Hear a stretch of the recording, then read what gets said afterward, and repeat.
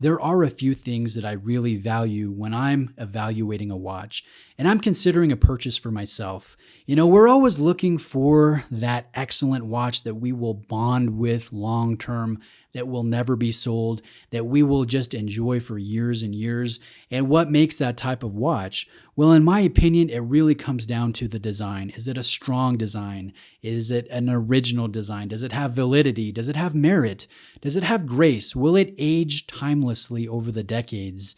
Is it interesting? Is it dynamic? Will it keep my attention? Does it have the detail work? Does it have the horological significance in the movement or the execution? Does it have the tech specs? Does it have the value for money? I look for those things, and I also look for history. I know every brand starts somewhere. Some brands make up history, some brands overplay their history, and some brands do it just right here, like with this Zenith Chronomaster Revival A386 Manufacturer Edition.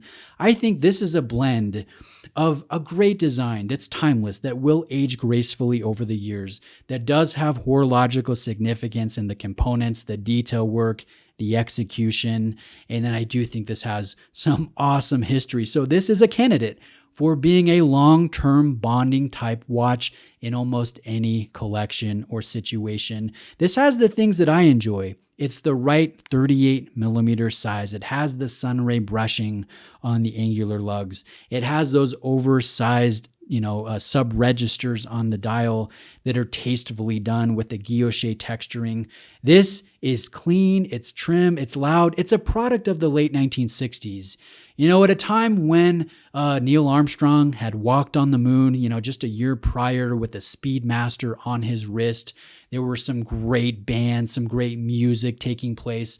I didn't live in the 60s. I came later.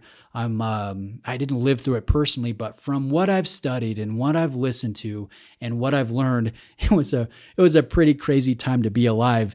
And this watch reflects its era, but at the same time, it doesn't look dated like some watches from the 70s that came later ended up looking. This one is timeless. This one is elegant. This one is cool, and it's a sports piece. I really like sports watches. The El Primero, the name, translates to the first. Zenith was in a race with Heuer and with Seiko to be the first brand to bring to market an automatic chronograph. And there is debate as to which one actually, came first. Was it Zenith with the El Primero? Was it Heuer with the Monaco? Was it Seiko with the 6139? I don't know.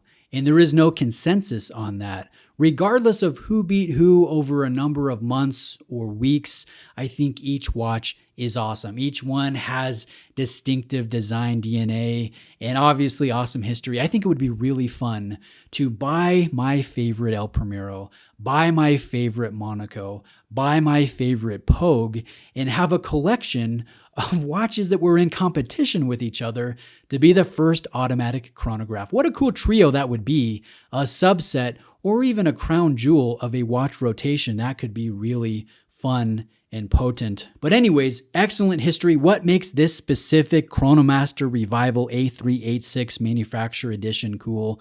Well, it comes down to the dial color. We have a white lacquered dial and not the traditional tricolor sub-registers that are oversized, that they overlap with each other a little bit. You guys will notice with this one that there are shades or hues of blue. An argument could be made that it is more aesthetically cohesive and beautiful, not to have the contrasting colors, but to have the shades of blue, and how that ties in with the lacquered nature of the dial, the hands, and there is an argument to be made. But here's where it gets really interesting, guys. I know some of you will geek out over this just like I have. But in the mid-1970s, Zenith was acquired by an American company during the quartz crisis. They were not exempt from feeling the effects of that crisis, like many awesome brands. And the new ownership, the new management decided that they would not produce any more mechanical calibers, specifically the El Primero. And man, what a shame, right? What a shame that is. And there was an employee of Zenith who worked on the El Primero who had the foresight and also the fortitude to rebel a little bit and to take tooling, to take components, to take parts and designs and to stash them behind a sealed portion of the attic in Switzerland at the Zenith manufacture facility. And thank goodness that he did that. I mean, that was awesome. It allowed Zenith, about a decade later in the mid 1980s to resume production of the El Primero. I mean, not enough could be said for that hero, that horological hero, Charles Vermeau. So anyways, he did that. And also he stashed some dials in there with, the different components and tooling and whatnot. And those dials were found at a later date. And actually, if you open the book here, it's actually a watch box. It looks like a presentation book that you would find on a coffee table. It's really nice. In fact, there is a hidden portion where you have your wallet, your warranty card, your booklets, your hang tag, all of that stuff. And then there is a microfiber cloth. There's a place of prominence for the watch itself. And then above the metallic manufacturer edition plaque, you guys can see encased in plastic is one of those dials, that original color scheme that was found stashed away in the attic behind that sealed portion of the wall that Charles Vermeau, put up there in an act of rebellion. And so this watch comes with one of those original dials. And putting the watch next to the original dial and comparing the two, you guys can see that Zenith went to great trouble to replicate the size, the font, the little details, the proportions, and they did an excellent job. And you guys can see, even having aged in an attic for decades, you can see how it would have looked if it were brand new, bright white with the contrast of the shades of blue. I think that's so cool. So anyways, why is this color scheme here? Why were there a box of dials in the attic? Well, they were developed because Zenith they were testing out different prototypes. Ultimately, they went with the tricolor configuration for the 1969 release of the El Primero, but perhaps they wanted to do this configuration down the road. Maybe this was just second place in that process, but nevertheless, it's part of the history. And I find that really cool. And I think it's even cooler, not just to get a modern recreation of it with modern components and all of that stuff, but you actually get one of those dials included with this really interesting presentation box. It really helps you feel like you're getting your money's worth. And I kind of get disappointed when I spend money on a luxury watch and the presentation packaging is cheap or lacking. Specifically, Rolex, Cartier, you guys are way behind the eight ball. Zenith does a pretty good job. IWC does a pretty good job. Omega does a pretty dang good job. So I like this packaging here. I like this release. Let's talk about a few of the details here as we kind of wrap up this presentation. So we'll turn the watch over and take a look at the movement. This is the El Primero Caliber 400.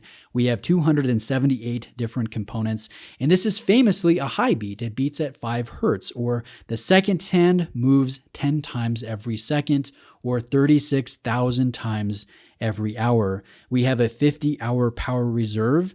We have 31 joules.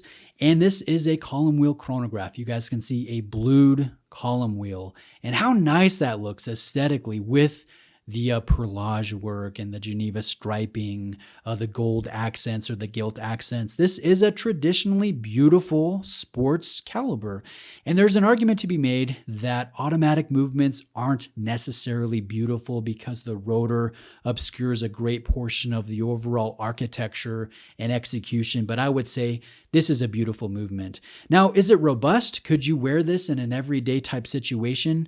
I hesitate to say absolutes because I don't know you. I don't know if you need G-Shock levels of shock protection or if you're around, crazy levels of magnetic flux in your profession. I assume the worst, but speaking from just experience and the fact that this, has a lot of years of being refined, of being produced, of being serviced. Yes, this is a solid caliber. It doesn't have some of the components that a lot of us tech geeks like in our watches, like a free sprung balance with 2 anchoring positions or variable inertia regulation system for the balance. It's not markedly anti-magnetic like some modern, chronographs are. Like the one I'm wearing today, the Speedmaster has, crazy amount of magnetic resistance. It's not quite like that, but as far as mechanical calibers go, yes, absolutely. You could wear this every day and you would enjoy wearing this every day. This high beat is excellent. And I think there is something to be said that Rolex chose the El Primero, to buy their movements before they made their in-house, column wheel chronograph. So yes, excellent history, long running history, a solid movement. Now, the watch will carry 50 meters of water resistance.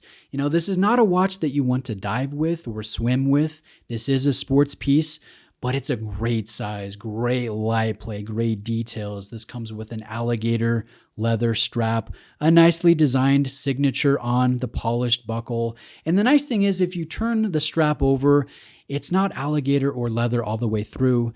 You have a silicone backing, which will increase the longevity of the strap and be resistant to oils and sweat and whatnot. So I think longevity is in mind with Zenith with this watch. It is timeless. It does have the detail work. It does have the horological significance and the brand history.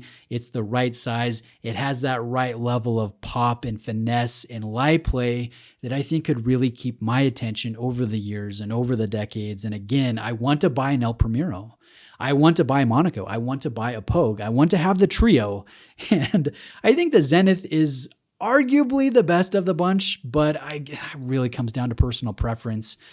You can come at me on that one. I'm sure some of you will in the comment section, but I just want to thank my friend Chris for lending in this Revival A386. It has truly been a treasure and a treat to spend a little bit of time with. Thank you for your generosity. Chris is an awesome watch enthusiast here in Utah. He's a friend of mine, and he is the biggest Zenith fan that I personally know. So thank you again, Chris. This has been awesome. And again, thank you. Guys, let me know if you have any specific questions. Let me know what you think of this Chronomaster Revival A386. And let me know what you value in a watch as you're considering a long-term purchase, a significant purchase. What speaks to you the most? Is it the design? Is it the history? Is it the execution or the movement or the specs or the perceived value for money? I'd like to hear your opinions. Again, thanks for watching. Have a great day, and I'll see you next time.